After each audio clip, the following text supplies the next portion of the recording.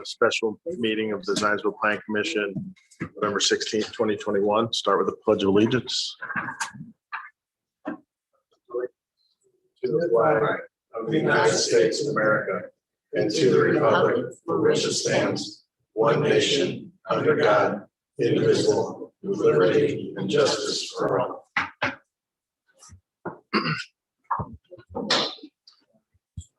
Wayne, would you please take roll? Certainly. Mr. Jones. Present. Mrs. Madrick. Present. Mr. Lake. Present. Mr. Franz. Present. Mr. Fedor. Present. And who? Mrs. Walker. Present.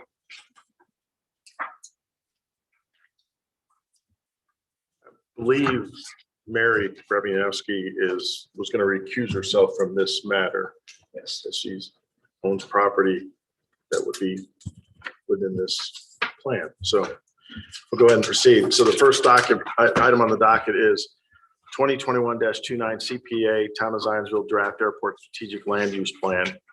Petition to consider amendments to the Town of Zionsville Comprehensive Plan in order to consider incorporation of the airport strategic land use plan. Please proceed. Good evening. My name is Corey Weitzel with HWC Engineering. Since we were last in front of the board, we have made a series of revisions to the plan as requested. And so that document is in front of you. Just quickly summarize the changes that are incorporated in this document.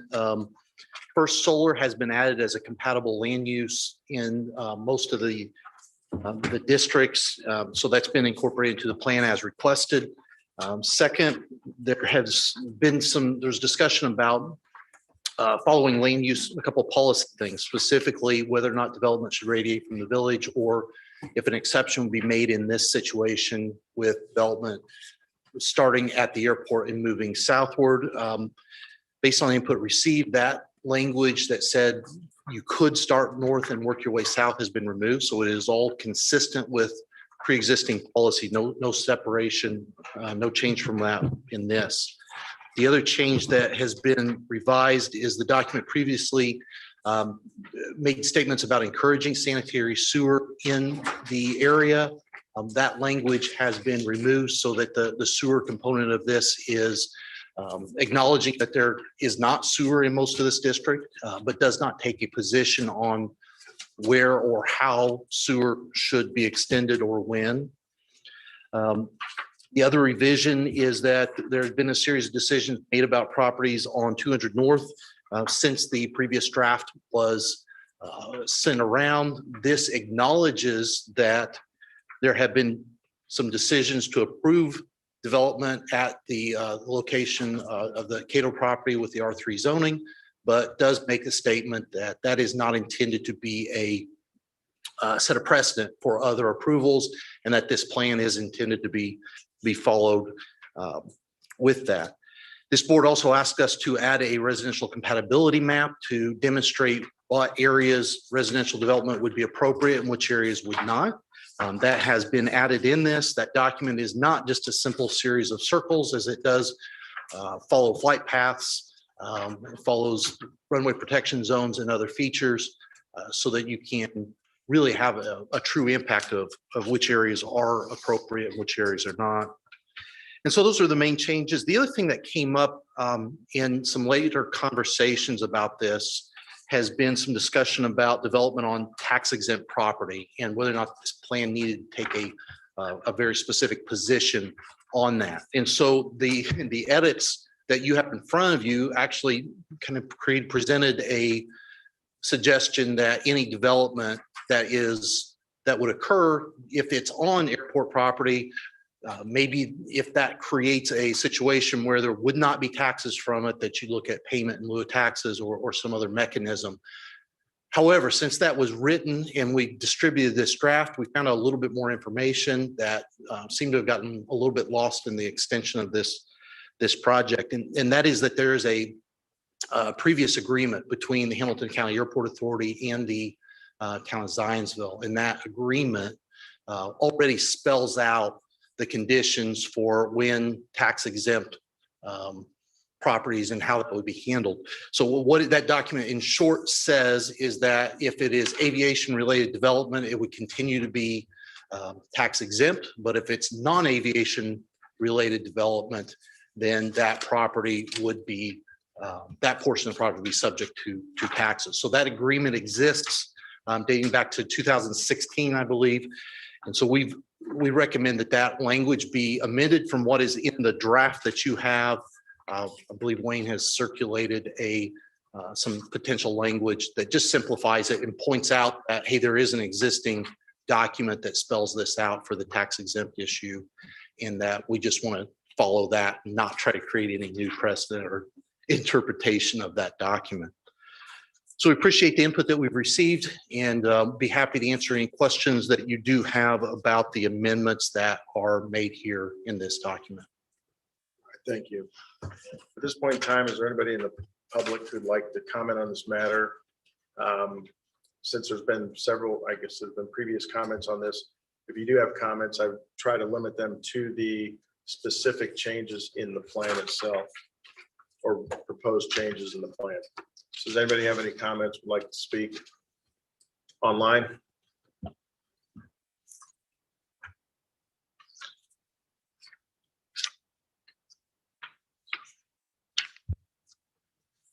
the record, Mary Krebinowski has shown I'm up. sorry, I had a first grader and an eighth grader at my house all day. I'm tired. But you've recused yourself from this matter. Yes, I correct? do. So I didn't worry about me a little late.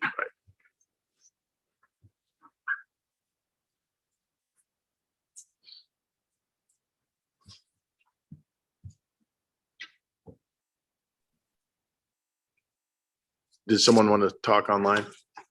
Yes, I wanted to ask where the public can view the changes on the impact, which were just mentioned, were added to the planning. Wayne, do you want to handle that? If I heard the question correctly, that it was where can you view the impact? I think the changes to the plan, correct? Right. Certainly, it would be page 81, which was handed out this evening, and then page 104 would also be altered. And that is available online? The document was handed out this evening, and the edits are not available online. That is correct. But some of the edits are available online. Correct. Up to these. Up till these, correct. Well, that would be helpful if this is available online, because as I understood from the announcement, we were only allowed to join online. So I would appreciate if we can view all those changes online. We've gone to public meetings, in-person meetings with the ability to join online. So it's pretty clear in the meeting notice that it's in person or online. If you would use the chat to provide your email address, we can email you this document during this meeting. Okay, thank you. Certainly. All right, thank you. I think there's somebody back. Did you want to speak? Yeah.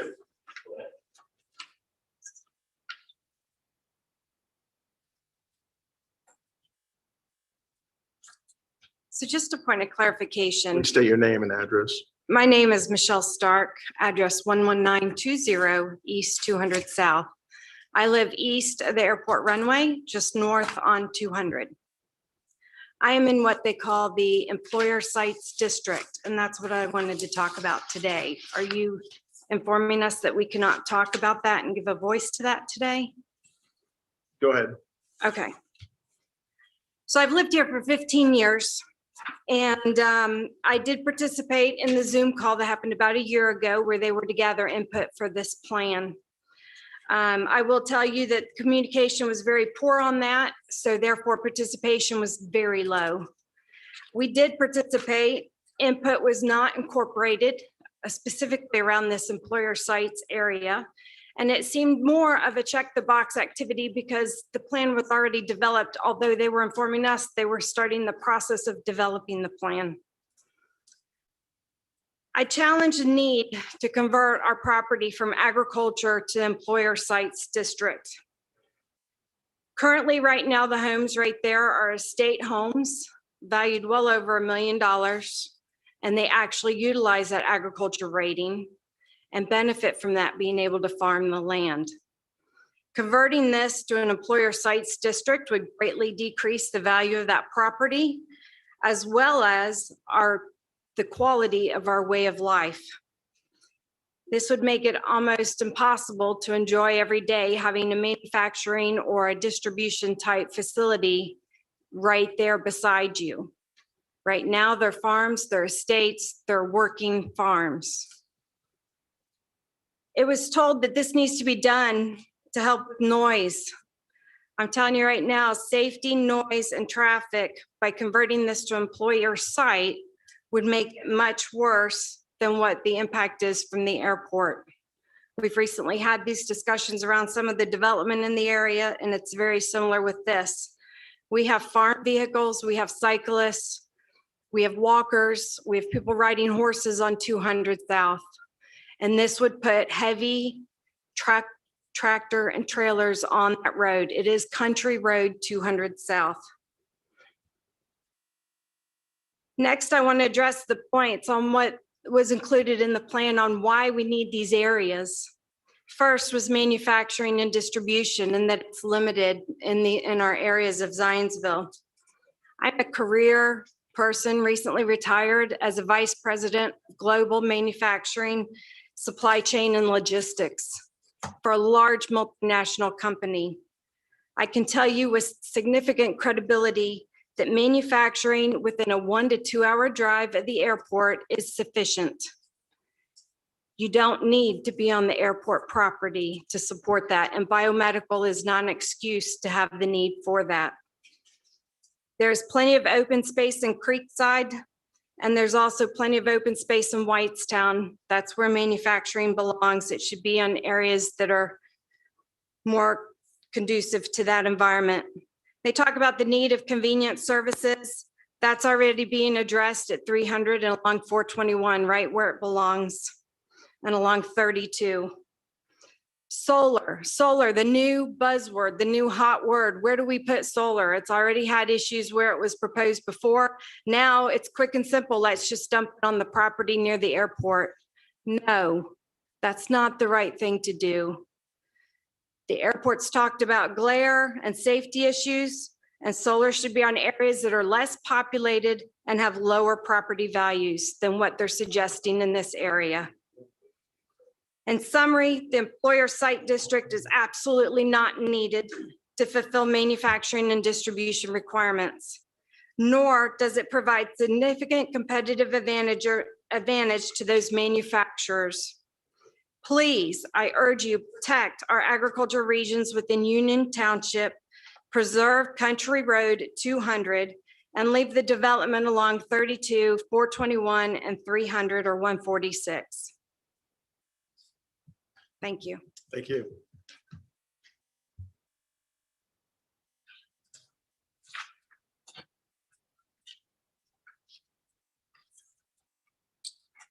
Harry Mack McLaughlin, 4952 Waterhaven Drive, Noblesville, Indiana.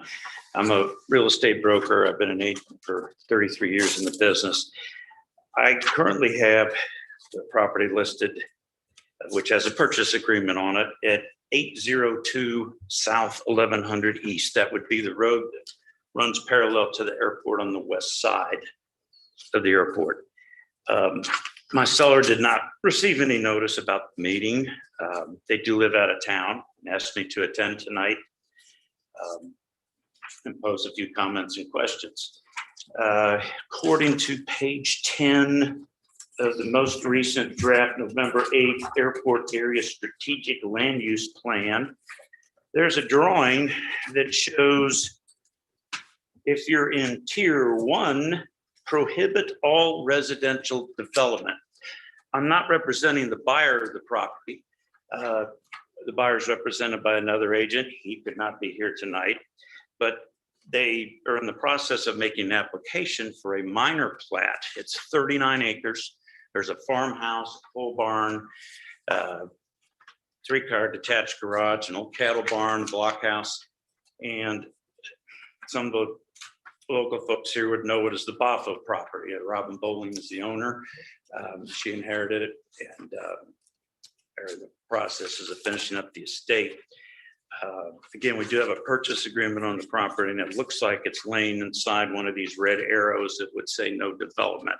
So the challenge is that puts them in a pretty bad spot if they're not allowed to proceed with that based on, it just seems like these plans keep getting revised and revised. So I don't know if this is something that's being voted on tonight or if it's just a further discussion update meeting. I didn't find about this till today. And I don't know if a representative from the Carr family is here to speak. So I think that hit 2 minutes. All right, thank you. Thank you.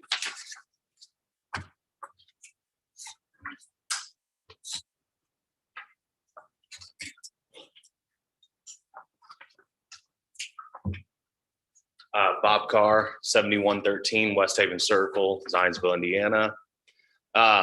As he said, we're looking to buy this property. It does lie inside that no building area.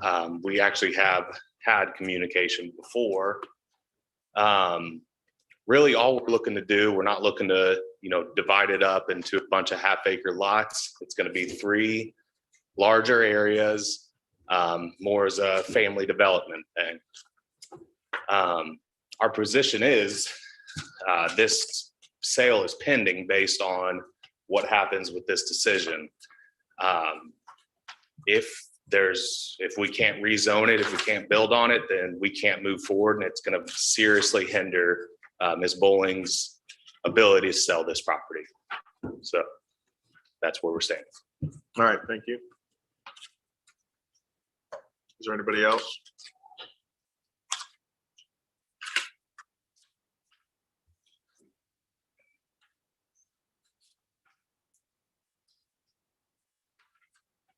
Good evening. My name's Tim Ripken. I live at 240 South, 1100 East. Thanks for the ability to give a few comments this evening. The nature of the plan, I just saw the recent edition of Zionsville, currently Zionsville, and they talked about this project and this whole process. Quoting a little bit from that, it says, "Preserve what is great about Zionsville. The semi-rural and farmland areas of Perry and Union Townships. Residents want to ensure the future generations can enjoy the diverse and unique range of environments in Zionsville. Participants strongly desire to limit the encroachment of single-family residential development and industrial uses on agricultural land." This proposal that is in front of the commission, the 3 areas of the Village District, Employment District, and the Mixed Use Campus Housing District all fall completely outside of that. This whole project with these 3 elements eliminates the whole idea of radial development. And it sounds like that decision has already been made, that we can do leapfrogging development now in this area. Specifically as it relates to my property, I live directly west of the operations of the airport, so the north end of 1100. And currently it's zoned in this Village District area. And for me and people that live on 1100, the north end of 1100, now would be falling under this Village District. This is agricultural and residential property currently.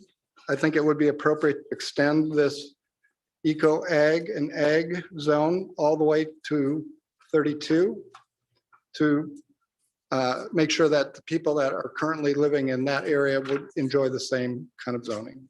Thank you. Thank you. Is there anybody else?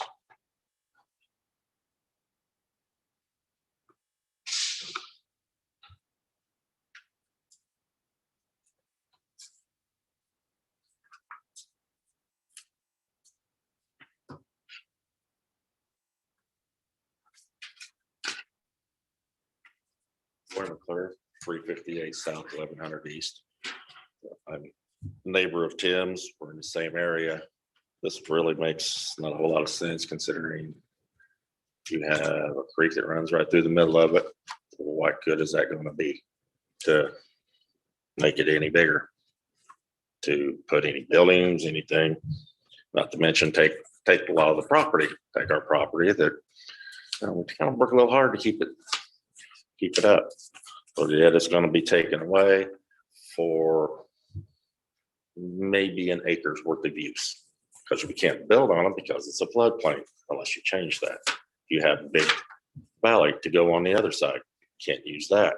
It makes no sense. That's being farmed. It makes no sense to just wipe it all out. That's my opinion. But I do have a procedural question about the panel, About what? about board here. Sure. This is an impartial board, correct? Supposed to be impartial. Yes. Okay. Last month, the Lennar thing, Miss Grabanowski, she lives there. She's recused herself on this one. So that's admirable. My question is, Ms. Walker, anything that comes up with housing and such as that, I want to know how you can be an impartial vote. Dan, do you want to take that? You can just make your comments. You can't cross-examine the members. You can raise an issue. You can say what you have in your mind.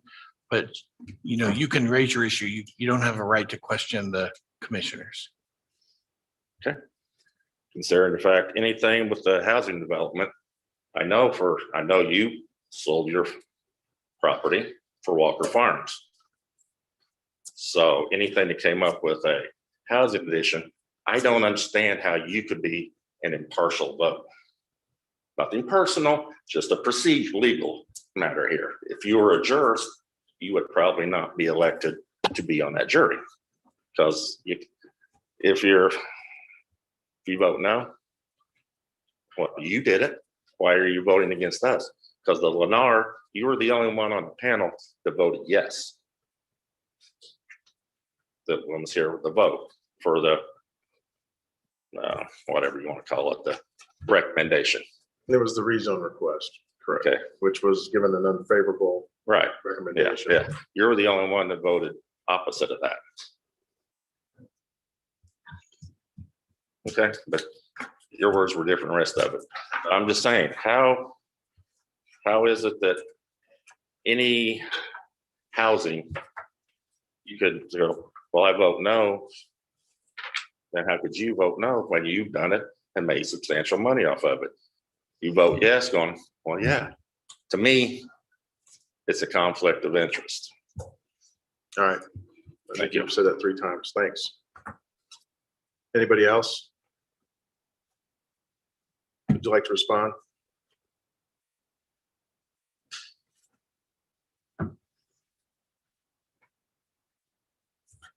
We certainly understand there's a lot of decisions here and, this is a long-term conversation about lands around where people live. And we take all that very, very seriously.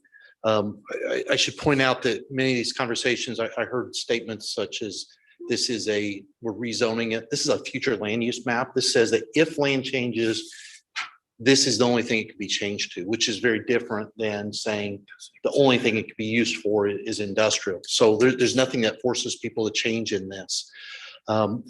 When we talk about the industrial uses, keep in mind that your current land use plan that you have adopted does call for similar development in that area right now. So that was part of the Boone County comprehensive plan that was adopted. So the employer sites really is a reflection of that, what was there, but it adds more clarification and explanation so that it does not get interpreted as heavy industrial or distribution. It really tries to come in and define what is supposed to happen in there in a little bit more detail. Regarding some of the properties on 1100, anything that is real close to 1100 right now is within a tier 2, which says that you should discourage residential. This takes a stronger position so that it's very clear that there is a real implication for additional housing. There's a fair number of people that live along number 1100, and if you continue to allow that to turn one house into three consistently, you're going to have a lot more conflicts with the land use around an airport in the future. So these are decisions that you have to be very careful about and make consistently. What we would recommend is to keep that as a discourage residential in that area. The areas where it says prohibit are areas that currently are on airport land or areas that are in runway protection zones where FAA is strongly discouraging development based on what is happening. So those areas that are in that second tier are ones where you should discourage it as much as you possibly can, but you have the ability to make exceptions within the decisions that you are making. So I appreciate the chance to clarify. All right, thank you. I don't think we need a staff report on this, or do you have any comments, Wayne, before we open up to the rest of the plan commission? Certainly, the Plan Commission fully realizes that you have multiple months of time spent reviewing this topic. Certainly, that time is not of the essence with this plan, but certainly in the same breath, as noted, the current comprehensive plan for the area, as mentioned just now by Corey, provides direction. And so the effort here, among other things, is to update the comprehensive plan to provide additional clarity and opportunities as well as narrowness on different topics. Certainly, the action that is ultimately a result of your discussions is a recommendation to the town council for adoption or rejection of the amendment as it's been proposed, and that would occur at their next next agenda placement, which could be as early as December 6th. All right, thank you. At this point in time, I'll open it up to anybody on the commission. Sure. So I have a question related to airport-related property. In the agreement that we have between Hamilton County Airport Authority and the town, that is not a capitalized term, meaning it is not defined in the agreement. So who is to say what is airport-related and not? Does that fall to state statute, which does define airport-related? I've just seen this today, so I was not familiar with this. We'll have to find that answer for you. Okay. Yeah, I'm seeing it just like you are. Yeah, For the first time. I know Larry did a little bit of homework and found a state statute that does define the term airport related. But in this, this whatever 4 or 5 page agreement, it states airport related property, but then does not define that. So I'm just. Well, it does refer to the statute 822.1 4.5, or at least the statute in effect at that time in section Okay. 5. All right. It does. So then that goes back to the state statute then. Well, at least the definition at that time. So yeah, I mean, All right. we'll confirm that for you and let you know. But I mean, I do not know. And then I guess I have a question for maybe Wayne. So I get the whole premise of leapfrog development. What I'm curious about is, we use the term village in here. Are we referring to the village over here, or are we referring to the village on here? When we say must radiate out from the village, are we talking about the space that is called the village on here and that development must radiate out? Or are we talking about the village here, meaning that development must continue up 421 to reach the airport before this can even be enacted? I believe what's intended, and certainly the consultant can provide additional detail, but I believe the intention is to lean into the concept of avoiding leapfrog development, which is the premise of radiating out from the core of the community, which is the village, what we would also colloquially call downtown intersection of Main and Sycamore. I just think that can be a little confusing if we talk about an area on here called the village district and then state that it must radiate out from the village. I don't know if there's a way to clarify that. The document does, whenever it talks about the airport village, consistently calls it airport village, and anything related to the village or downtown consistently refers to that downtown or your core village Okay. district. That works for me. Thank you.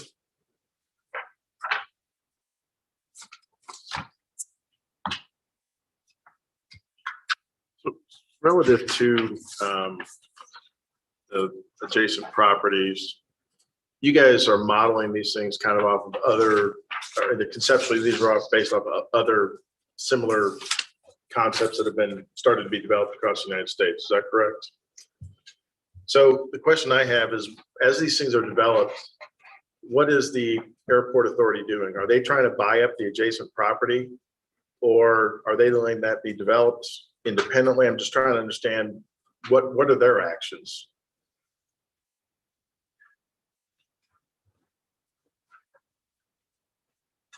Good evening, Stephanie Ward with Mead and Hunt.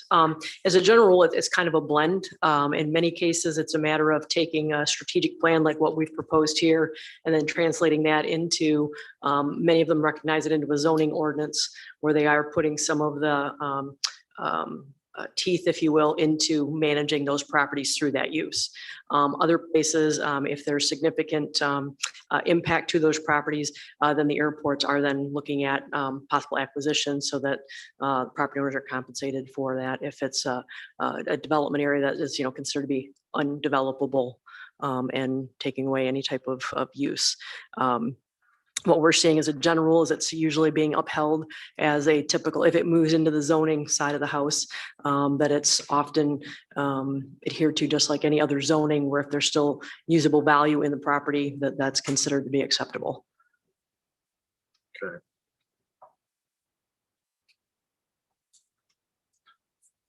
I guess one of the pieces I keep rolling back to is uses. Currently, the airport's been small jets, prop, individual plane service. Page 25 of the draft talks about how while the state considers this a regional airport, the FAA, the NAT doesn't on a national level. And this plan is the last step in sort of converting it from being a state certified to I guess a national. Is that correct? Well, there's two different ways that the airport is actually classified. At the national level, the FAA recognizes it as a certain classification, and that's where the national comes into play. So in 2012, the FAA established a classification criteria for all general aviation airports that was intended to acknowledge their different importance across the national range. There's about 3,300 airports that are a part of the national system.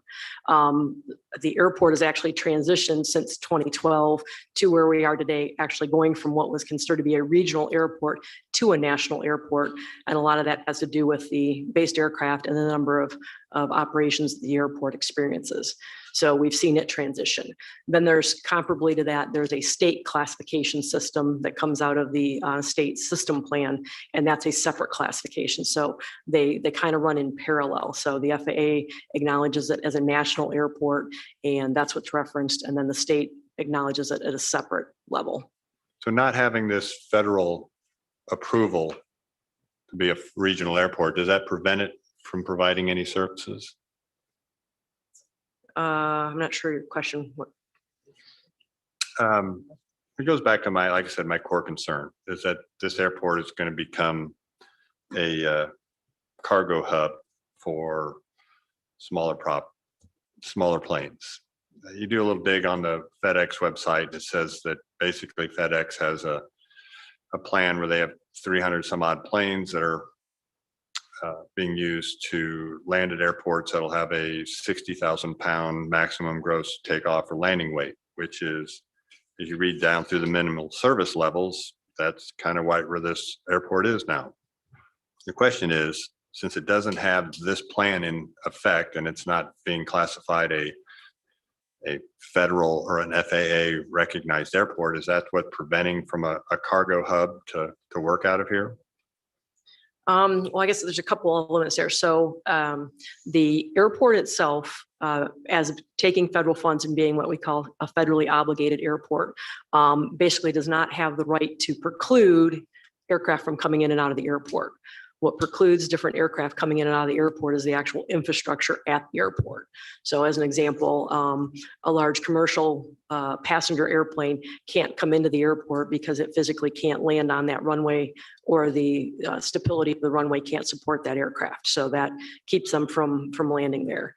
Your example of cargo aircraft, certainly smaller turboprop or single engine aircraft, such as, a lot of cargo comes from the larger aircraft and then down to the small feeders that we see, which are smaller aircraft, could come in and out of the airport with the structural capacity that it has today. If that were to be the case, and if they were interested in that, the airport would need to potentially afford them the opportunity if there's space to accommodate them at the airfield. Part of the grant assurances that the airport agrees to when they take federal funds is that they will treat and provide fair competition for anybody coming onto the airfield, so long as they have minimum standards that treats everybody equally. So I don't mean to sound like I'm not answering your question. Those types of activities could happen there. I think the type that you're getting at of something much larger and creating a cargo hub that's servicing Amazon or FedEx or UPS, what types of things that we see happening down at Indianapolis are not what we would see happening here at Zionsville. Yes, that's my point, is what I'm reading in this the minimal research I did is that FedEx does have a group of planes that are designed to land at this size airport. And when we start reading through what is a aviation related property or facility, they talk about air cargo operations. So my concern is that, once again, we're betwixt and between. Zionsville and Boone County doesn't own the airport. Hamilton County does. Hamilton County earns revenues every time a plane lands or takes off. My core concern is that Zionsville at 4 or 5 o'clock in the morning is going to start to get these. There was a Cessna Sky Courier that works, or an ATR 72, and the Sky Courier does about 3 shipping containers. The ATR can do 7. That's the 60,000 pound plane. So it's, and so as my question rolls back to, without this document in place, is that a limiting factor for the airport to expand its services? And what you're saying is they could do that right now if they wanted to. They could, correct. The airport would need to identify a place to have them operate, those types of things. But FAA basically says if you're capable and if the aircraft is capable of coming in and out of the airport needs to afford them the opportunity for that. And then really what it boils down to is not so much complaints against the airport, complaints against any third-party vendor that would be operating at the site, that without this in place, individuals have the right to complain and have a say in it. I think even without the plan in place, those same folks have the opportunity to comment on it. I think one of the things that we did work out as part of this, though, was that there specifically is a statement in this right up front that we coordinated between both the Hamilton County Airport Authority and what we're presenting to you, which is a statement that says we don't intend to change the character of the aircraft coming in and out of there. So that is very clearly in the executive summary, and it's in other statements from there. Because I think that, yes, some of these things, if you dig down into it, there's a lot of theoreticals, but this is predicated upon continuing airport service as it is, not in a change in character of that service. I think as soon as there's a change in character of the service that's out there, it's a whole different plan that you need to be looking at compared to what is in there right now. This is based on the type of operations they're doing. If that needs to change, then they need to get all the approvals necessary for that and bring that to you, because this plan would no longer be valid for a changed condition like that. They have the right now, if say UPS wanted some small distribution facility on the airport's property, that's between the airport and UPS, they could do that. They wouldn't have to pay taxes on it because it's an airport related function. That could happen, correct, today without this plan in place. With an airport, Bill, you may be better answer that than I can, but my understanding of that agreement is that if it's an aviation related operation, it's going to be different than, full distribution center. That's a very different scenario. Correct. I'm not talking like full distribution center, but just some sort of like UPS has a hangar. They run a few small planes a day out of there. I mean, they can do that right now. They can build that building right now if they want it on airport property. My name is Bill Fry. I'm the president of the Airport Authority at 11329 East State Road 32. The hypothetical situation of someone like a UPS or someone coming in there. First of all, the only thing that would be exempt from tax would be the physical hangar. Any loading facilities, storage facilities, anything like that would be taxable property to the county.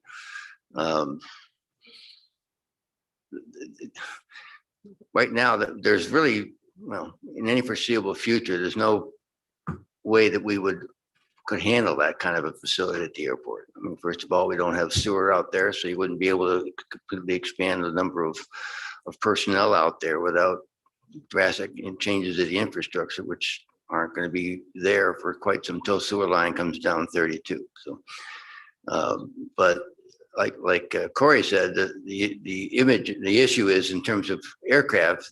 No larger aircraft are going to be coming in. We don't have the load bearing capacity, so you're not going to see big cargo planes.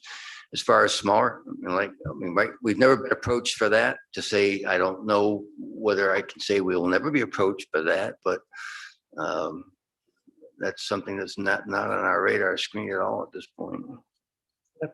Thank you.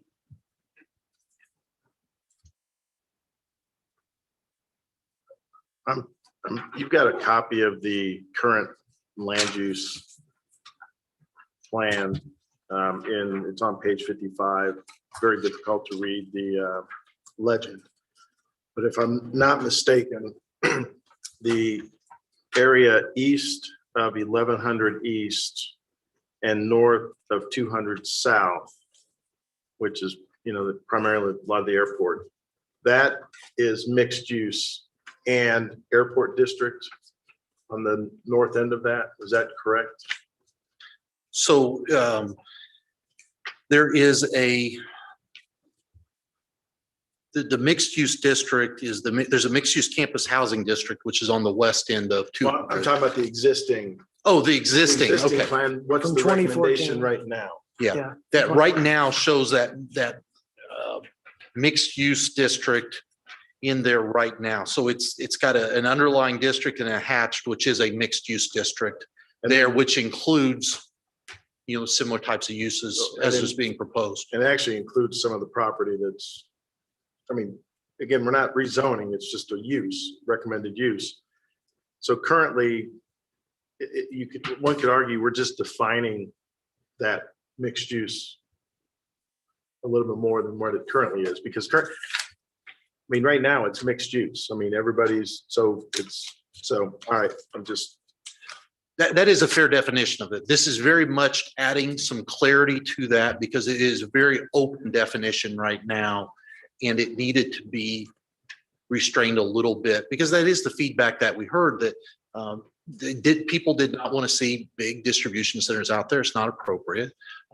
Folks did not want to see heavy industrial out there. And so what was defined as low rise, quality architecture, generous setbacks, enclosed manufacturing, those are the types of uses that were described in this document to add some clarity to it. And then you have a land use, a real boundary of that that is not there. And it tightens that boundary up more than it is right now, which tends to go a little bit further than we thought it needed to.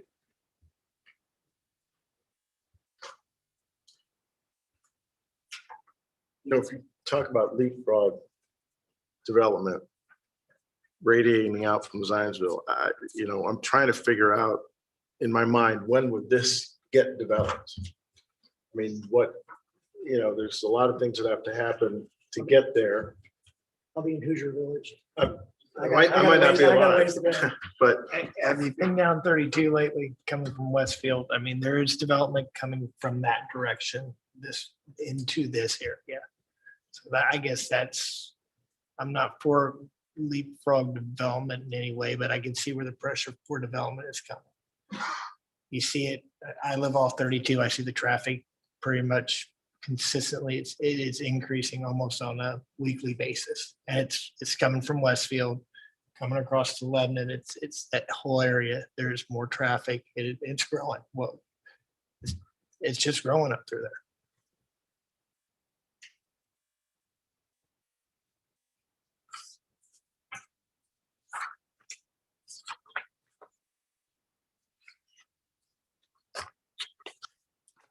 Any other questions, comments?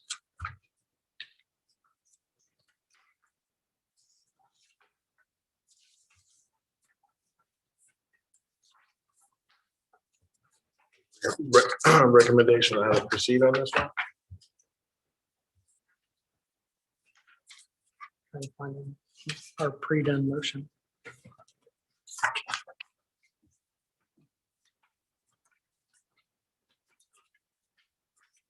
We're essentially making a recommendation to town Well, council. we have, I mean, the options are recommendation, either favorable, unfavorable, Correct. or continual. We're not voting to approve it. We're voting to recommend or not recommend. You could also send it to the town council with no recommendation. Right. Yeah, so you're giving it a favorable, unfavorable, or no recommendation.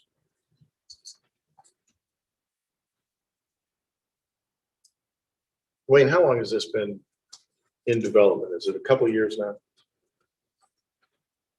I mean, I would say probably late 2018. Or you may know contractually. Earlier 2018. We found some notes this so morning. it's 3 years. Yes. And then, I mean, is this the extent of the public hearings, or were there other public notices? And there've been other public notices and public hearings on this. There was supposed to be a public hearing, I think, last fall at the airport, and it got canceled. I think because so many people were planning on going, it scared the crap out of people. Just my opinion. That would not have been a public hearing because that would have Well, I mean, required comment, notice. public There comment. definitely, that moved to a Zoom event as given the circumstances that the world was experiencing at that time.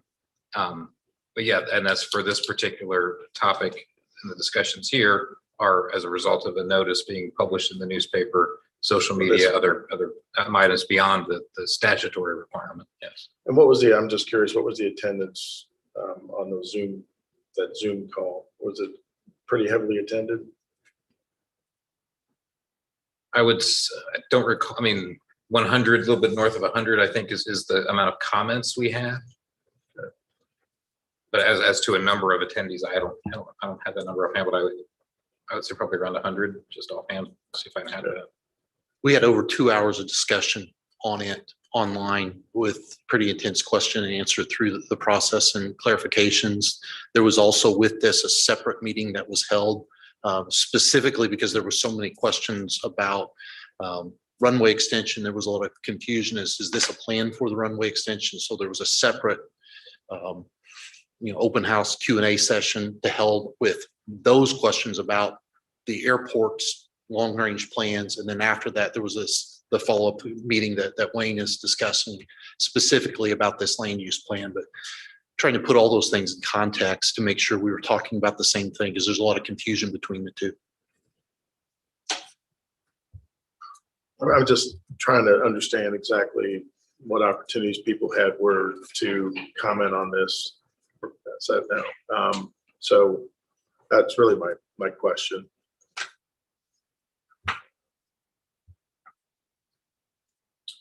So I move the docket 2021-29-CPA Airport Strategic Land Use Plan receive a favorable recommendation to town council. Is there a second?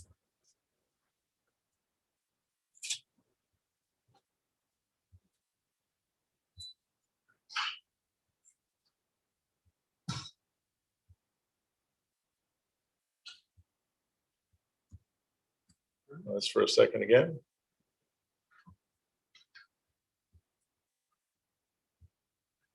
All right, so let's, guys, for lack of a second at this point.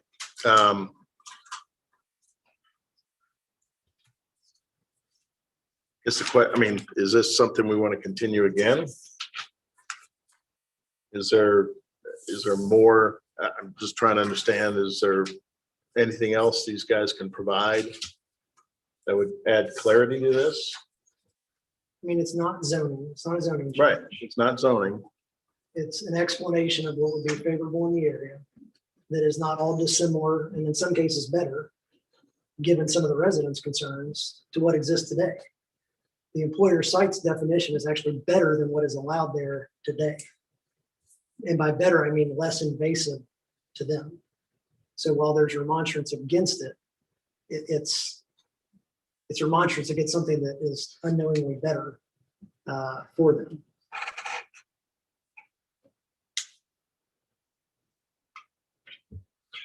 And then the other issue, I guess, is that without something in place, we're going to continue to get the complaints. There's is it the Quint group that owns properties on either side of the airport. There's the group both south and north who are wanting to subdivide their properties. Regardless of what we do, the airport exists and it's going to continue to exist. And it's going to probably continue to get more and more use. And it's generally beneficial that we do make a statement as to what people should expect to be able to do with their properties north, south, east, west of the airport. And the airport's existed long enough that nobody should really find this a surprise, regardless of notice, regardless of whatever statements. So The thing that I hate is if somebody wants to build a warehouse on the east side of the airport right now, and one of our litmus tests is this supported by the comprehensive plan? Today it is. Yep. And we're going to have to vote in favor of it.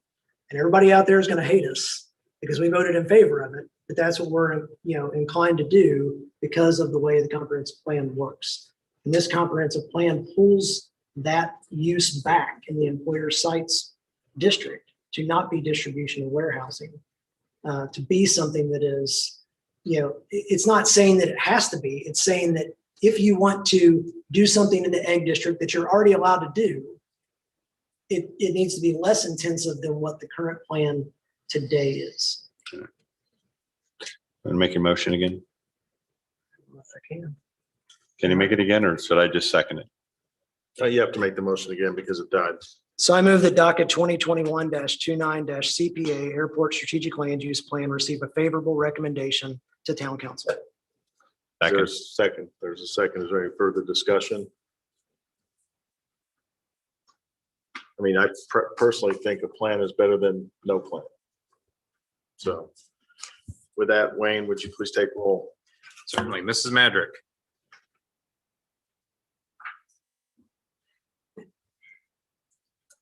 Got called on first. Yeah, should we get the spotlight on? Aye. Mrs. Walker, Aye. Mr. Fedor,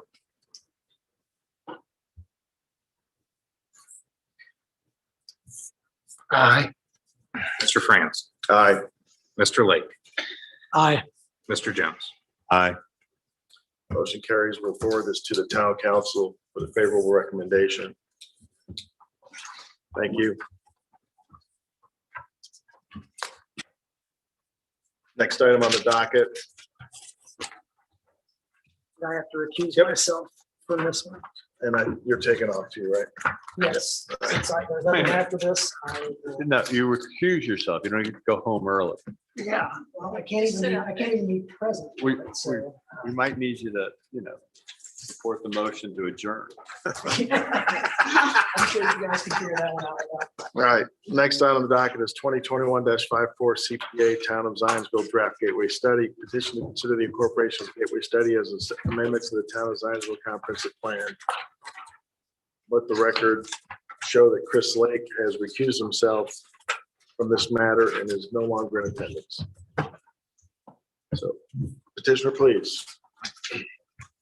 Good evening. My name is Kara Weber with Delve Design. I have Jack Woods here with TPMA, and we are the consultant team that developed the Zionsville Gateway Area Study, also known as the ZGA study, which we are going to talk about tonight. You can see on the screen, and this is a review of a continuance of last month's meeting, so I'll go quickly through some of the presentation, but just so we have graphics to talk about. Where is the ZGA? It is downtown. Currently, it is underdeveloped and it has a lot of opinions and a lot of excitement around what it could be and what it should be. The goal of the Zionsville Gateway Area to Study was to ensure that it would be an economically vibrant development. It would be whole community serving, and it would be an authentically Zionsville experience. This needs to feel like Zionsville. So the goal of the study was to first understand what does the community want. It's an incredibly important premise. And then secondarily, how can we provide it? Math has been run through the development suggestions, the design tenants to actually provide a plan that could work and could be developed. So I'll stop here on this screen. This is the primary development suggestion that the study is suggesting. This tonight, I think your discussion is to explore whether this should be recommended to be an amendment to the comprehensive plan. What this study does is that it ensures that the voice of the community was heard. It de-risks future development efforts by creating and defining what it is that stakeholders would support. The current zoning district, the VBD, would actually allow for all of this to be orange. So you can see some of these parcels, as we're calling them, areas B, areas E, that are residential, lower density, E, public plaza, along with some green space borders, is actually a lower density than what the current zoning allows. So this gives a voice to what would then de-risk future development. So I will stop there and entertain any questions from the public. In the presentation, this is scenario 2, correct? Yeah. All right. I would have to look that up. This was the primary development suggestion. I'd have to look up there were many, many within the document, as you probably have seen. All right. Is there any public comment on this matter?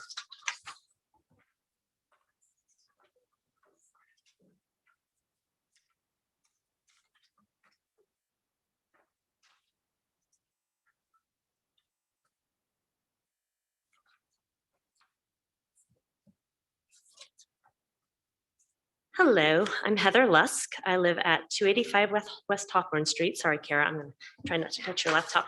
No, you're fine. I attended many of the Gateway discussions. I reviewed this with a lot of people. They've done a great job of listening to folks. I've been very impressed with the process and appreciative that they have included as much of the community as they have. I will say I'm very in favor of the concept. A lot of people have mentioned concerns with the traffic flow, and I'm not an expert. I have no idea if this traffic pattern would work or not. Although I'm not necessarily convinced that fixing traffic is necessarily even realistic. I mean, we have very old streets.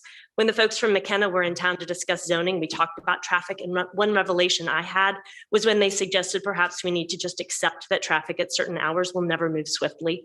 Like if you've ever been to Old Town Alexandria, traffic just doesn't move there during rush hour because Old Town, they can't do anything to change it. So you just accept it and live with it. But that's neither here nor there. So I did take a deeper look at it after last month's meeting when it felt like we should be here addressing concerns or discussing concerns. I only have 3 little things. And one is a concern that the green space will not be made a priority where it's designed to buffer the area to the west and to the south. I feel that that is a very important part of this, since green space was very important to the people who responded to the surveys.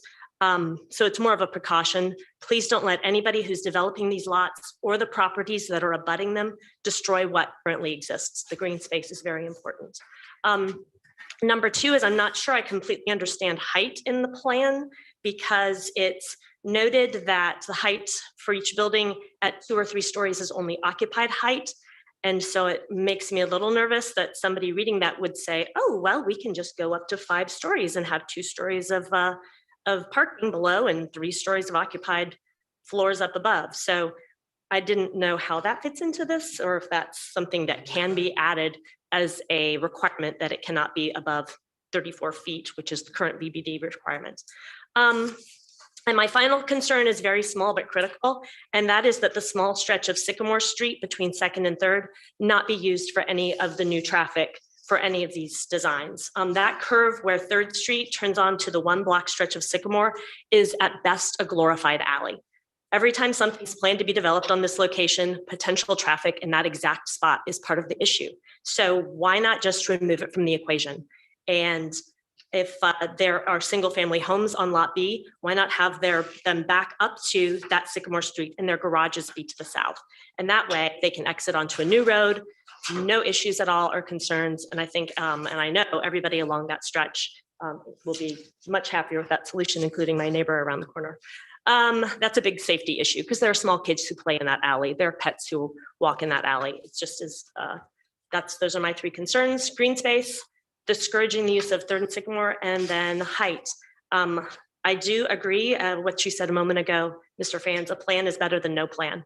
And I do appreciate that something is being discussed and included people in part of that discussion. Thank you very much. Thank you. Is there anybody else who'd like to comment?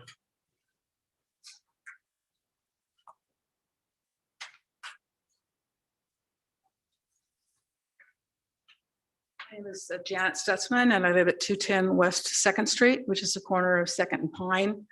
And just across 1st Street from where I live is where the farmer's market is now. And it looks like there's going to be a lot more development on that side, plus more residents on my side of 1st Street. And right now I can sit on my porch and watch people going to the farmer's market, families with toddlers and strollers and so forth. And there's no crosswalk there. Sometimes people are polite and will wait for them to cross, and sometimes they have to wait for quite a while or make a dash. I would really like to see something like the stoplight that for pedestrians that's on Oak Street at 5th, so that there could be some way of ensuring a safe crossing across 1st Street there without having to impede traffic all the time with a stop sign. So that would be my comment. All right, thank you.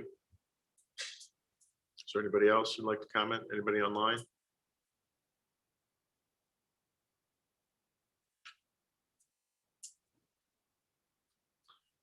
All right. Would you like to comment on any of the points that were raised? I would just note that these are really great concerns raised, and that there would be a lot of future public input for specific design elements that would fit into that. And all of, I think we would encourage a continuance of the very public process that happened during this study in order to continue to get that high fidelity of information throughout the entire design process. Not a continuance of this plan. I'm sorry, poor choice of words. Thank you. Perpetuation of the dialogue. Thank you. Well, I don't see how this is going to be accomplished without further discussion and further planning once this is in place. I mean, there's a lot still to be done. So Wayne, a representative of the town, do you have any comments? Certainly, as indicated, I mean, this project has had many opportunities for public input, be it virtual, in person. We've been working on this for July. Last year was a kickoff. October-ish was the initial public in-person events. Certainly, exactly what was said is what we would definitely encourage, which is the perpetuation of the dialogue. I'll use my own words. With the next steps, assuming some action coming out of the town to the town council with a zoning ordinance discussion with McKenna, be it if it's in advance of McKenna's work or with McKenna's work, and certainly other actions with redevelopment commission, town council related to the infrastructure and the conversation moving forward. Certainly RDC next week begins talking about its 2022 budget. This is just an all good all around conversation. With the comments that have been made, definitely this is just a plan.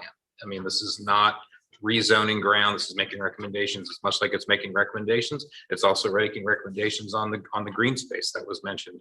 So if a project that's adjacent, such as the park, has vested rights based upon their development plan, this does not reach across the boundary and change their vested rights, that project's vested rights. But certainly, at the end of the day, this area looks to be the Zionsville Gateway area, and having that positive impact all across the boundaries.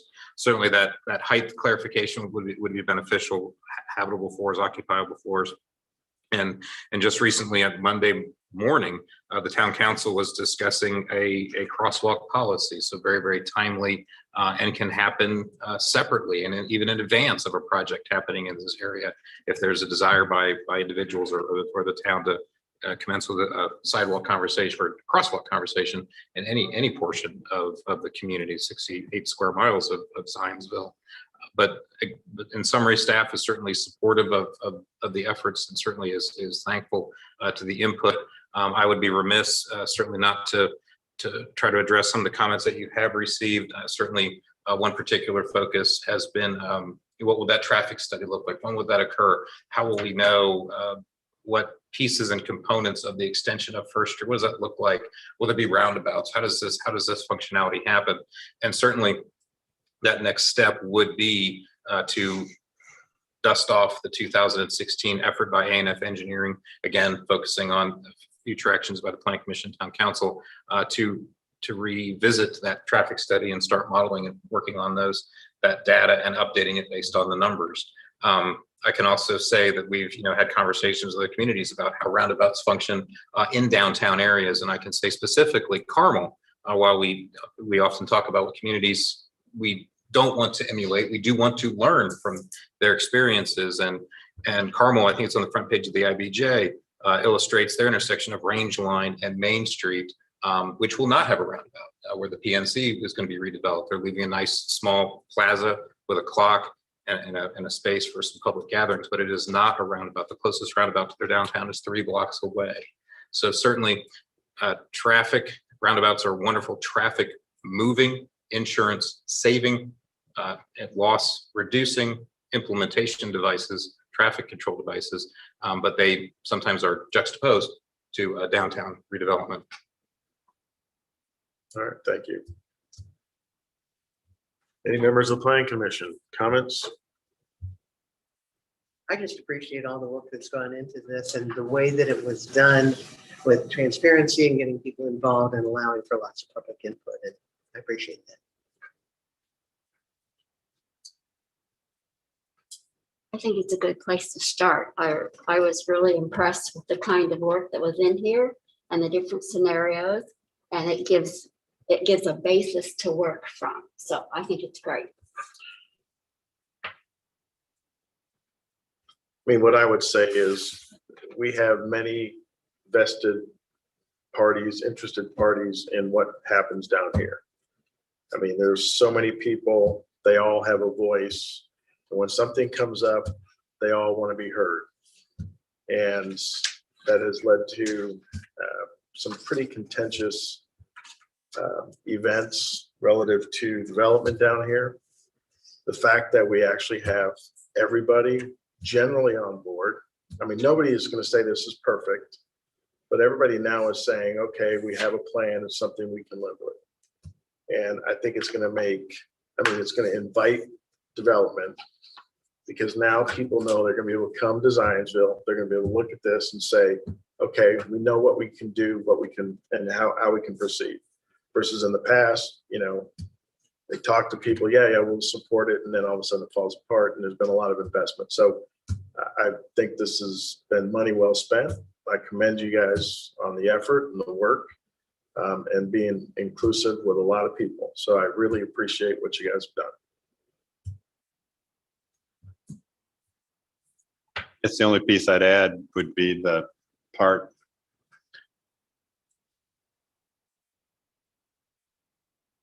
I guess I've always been fascinated that Zionsville exists because it's just a pure real estate speculation piece.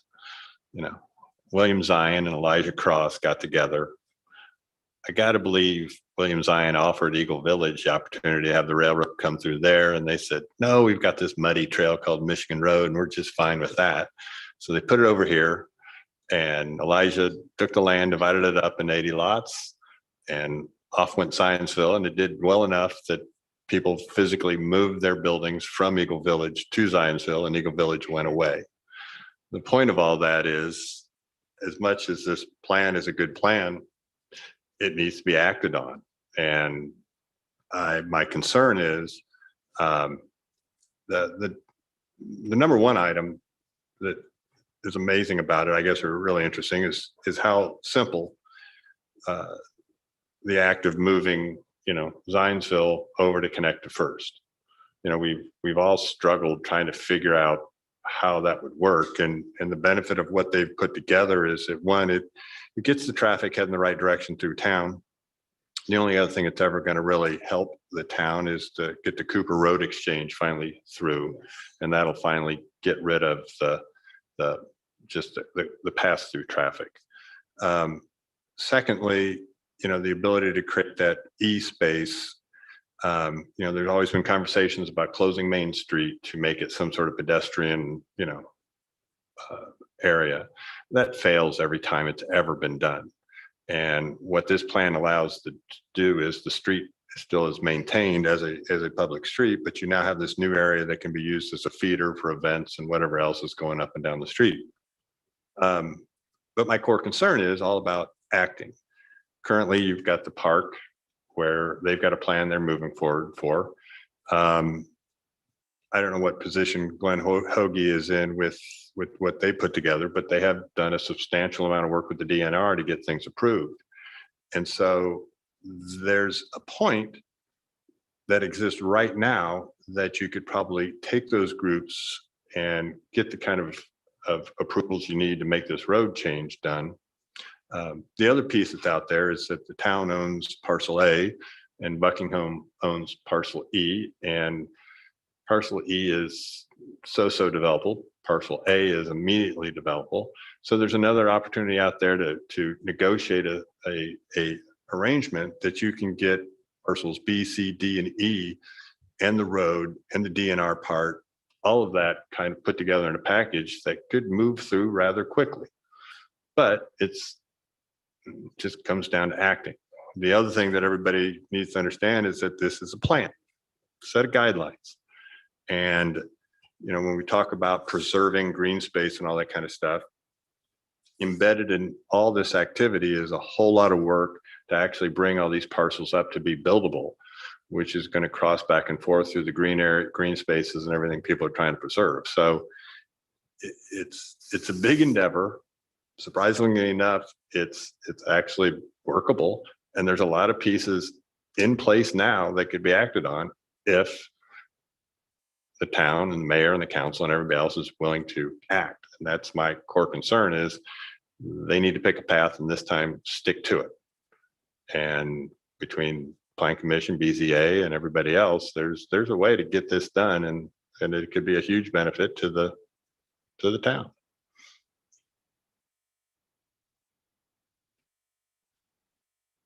Anybody else have any comments?